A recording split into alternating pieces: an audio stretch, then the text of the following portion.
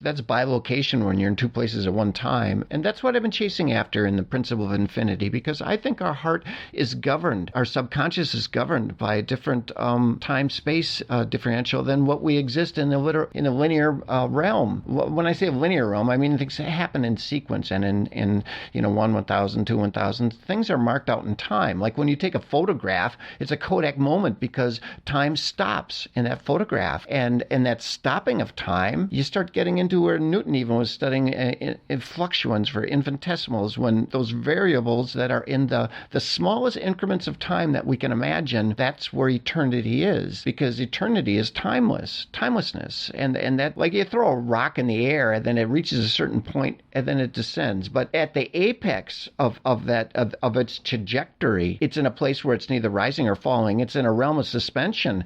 And that's where I love when my heart gets in that temporary swoon or suspension, and a lot of it has to do with love.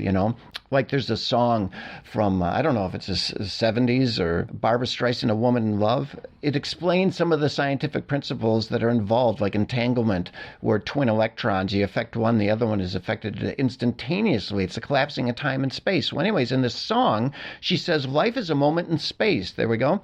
With you eternally mine, as to infinity. And in love, there is no measure of time. Like it's timeless. Like when somebody gets buried, they're dead, time stops. In the resurrection, could be 1,000 years, 10,000 years later, it's a shared instant from when they died. They have no sense of how long they've been in the grave because it's timeless. Like when you sleep, it's a suggestion of death and timelessness. When you sleep, you wake up and you have to look at the clock because you've been cut out of time. It's like a time machine, So in any case, this song goes on saying, in love, there is no measure of time. We planned it all at the start that you and I would be in each other's hearts. Now, this is what I'm after. We may be oceans away. You feel my love. I hear what you say. That's like entanglement. Time and space is collapsing, and two separate entities are brought together into one unified state. I want to be an artist that gives conveyance or expression to the subconscious. And I look in the dictionary, and sure enough, surrealism is just that. You're giving expression to the unconscious. And I'm not unconscious as I'm doing this little dialogue. I'm actually in my linear